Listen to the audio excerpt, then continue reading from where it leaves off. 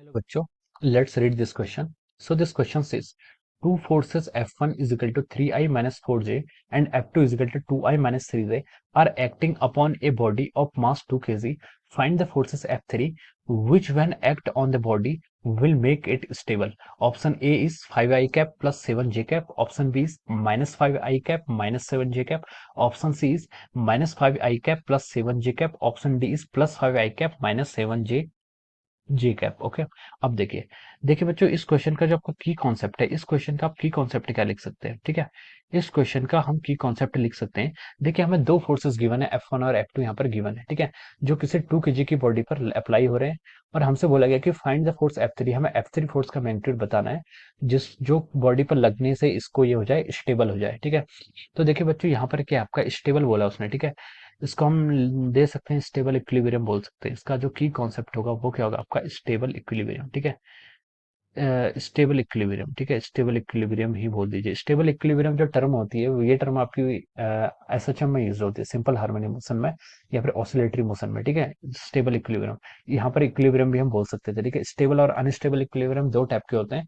वो हम एसएचएम में डिस्कस करते हैं। ठीक है, लेकिन यहाँ पर हमें सिर्फ इक्विलिब्रियम इज इनफ। ठीक है, लेकिन हमसे स्टेबल बोला गया तो मैंने स्टेबल इसका की कॉन्सेप्ट लिख लिया है। ठीक है, अब देखिए इक्विलिब्रियम होता है क्या? इक्विलिब्रियम तब होता है आपका जब आपका टोटल नेट फोर्स, आपका जो net force acting on the system, total आपका एक्सटर्नल फोर्स आपका जीरो के इक्वल एक्ट होता है, तो उस कंडीशन को हम क्या बोलते हैं? इक्विलिब्रियम बोलते हैं। ठीक है, उस कंडीशन को हम क्या बोलते हैं? इक्विलिब्रियम बोलते हैं, जब आपका net force acting will be equal to zero. ठीक है, नेट फोर्स से मेरा मतलब ये है कि आपका जो टोटल फोर्स आपका एक्स एक्सिस के अलॉन्ग पुट हो रहा है वो भी आपका जीरो होना चाहिए, और total force acting along Y direction individually मतलब फोर्सेस क्या होने चाहिए? जीरो होने चाहिए।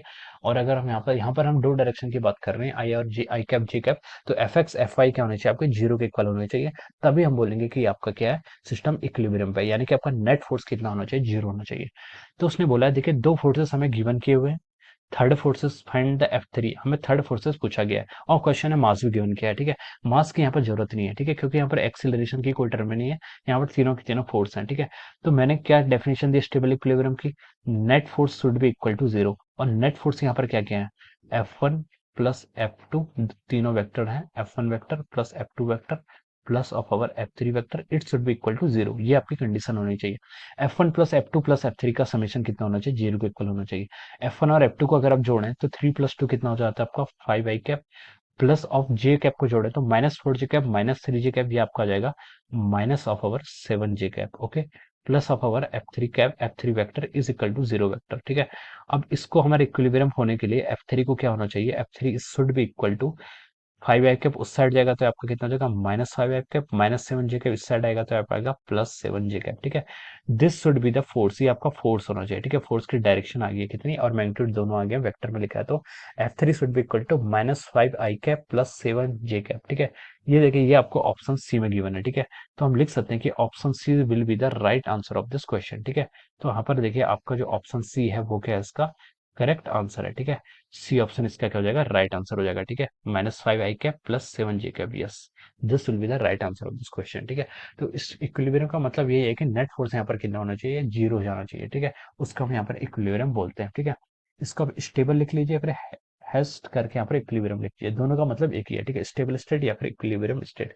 स्टेबल इक्विलिब्रियम में इसलिए नहीं लिख रहा हूँ क्योंकि स्टेबल इक्विलिब्रियम में डिफरेंट होता है, वो हम ऑसिलेशन चैप्टर में स्टडी करेंगे। ठीक है, तो this is the net force F3। ठीक है, नेट फोर्स F3 हमसे पूछा गया था स्टेबल बनाने के लिए, उसका मैग्नीट्यूड हमने यहाँ पर कैलकुलेट कर लिया है। Okay, so this is how we can solve this question. Okay, so I hope you all understood this concept. All the best and thank you so much.